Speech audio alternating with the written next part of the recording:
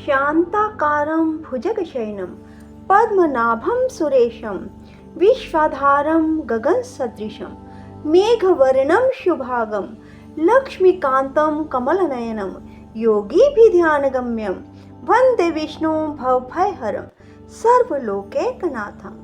ॐ महालक्ष्मी च विद्महे विष्णुपत्न्यै च धीमहि तन्नो लक्ष्मी प्रचोदयात्।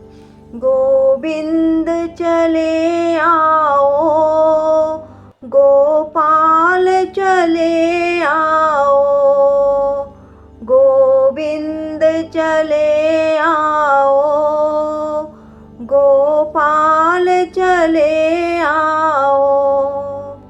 हे मुरलीधर माधव गोपाल चले आओ।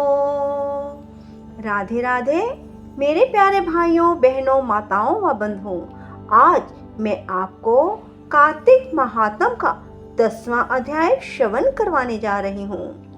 बंधुओं, सभी मिलकर बोलिए विष्णु भगवान की जय, लक्ष्मी माता की जय, कार्तिक महात्म की जय।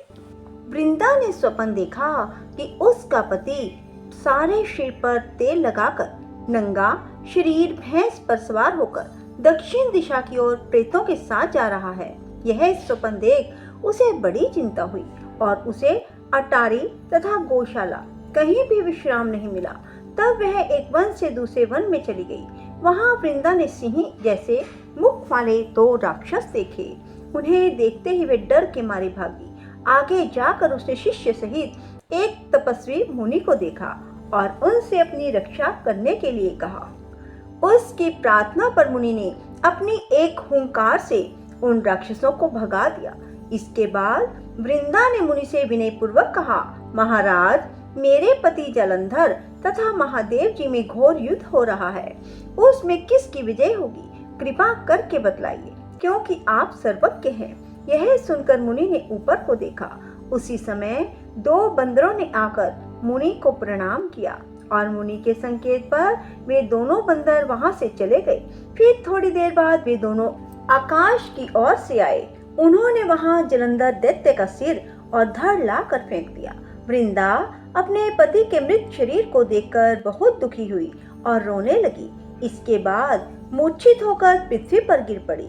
मुनि ने अपने कमंडल से उस पर जल छिड़का तो उसे कुछ चेतना आई। तब वह पुनः विलाप करती हुई मुनि से बोली, महाराज, जिसने देव, गंधर्व और विष्णु सहित तीनों लोकों को जीत लिया, वह शिव के हाथों से कैसे मारा गया? हे मुने, आप बड़े सामर्थ्यवान हैं। किसी प्रकार मेरे पति को फिर से जीवित कर दीजिए।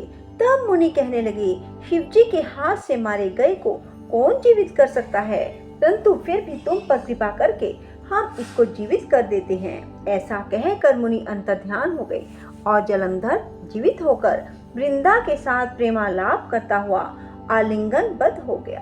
वृंदा भी अपने पति के वेश में विष्णु के साथ उस वन में रमन करती रही। परंतु एक दिन मैथुन के पश्चात अपने पति के वेश में विष्णु को देखकर वह अत्यंत क्रोधित हुई और श्राप देती हुई बोली, तुमने मेरा पतिव्रत धर्म नष्ट किया है, इसलिए मैं तुमको श्राप देती हूँ। निश्चय ही वह कपट मुनि तुम ही थे और तुमने जो 2 राक्षस कपट के बनाए थे, वही कालांतर में तुम्हारी स्त्री का हरण करेंगे और जो तुम्हारा शिष्य था वह बंदर रूप धारण कर तुम्हारी सहायता करेगा। फिर कहा, तुम शिला हो जाओ। नारद जी कहने लगे, हे राजा पृथु, भगवान विष्णु ने देवताओं और अपने भक्तों के कार्य के लिए पतिव्रता वृंदा का यद्यपि शील हर लिया, परंतु वे मन ही मन बहुत दुखी हुए और बोले, हे वृंदे, मैं तुम्हारे श्राप को ग्रहण किया, अतः मैं अवश्य शिला रूप में हो जाऊंगा, परंतु तुम भी वृक्ष रूप होकर मुझको मिलोगी। उसी समय वृंदा अपने पति के चरणों का ध्यान करके विष्णु के मना करने पर भी अग्नि में प्रवेश कर गई और विष्णु वृंदा का स्मरण करके उसकी चिता की भस्म में लौटने लगे। नारद जी कहते हैं, हे राजा पृथु, इधर युद्ध में जालंधर दैत्य ने शिव जी को अति बलवान समझकर राक्षसी माया से पार्वती बनाई और उन्हें मारने लगा। उसकी उस माया को देखकर शिव जी नीचे को मुख करके बैठ गए।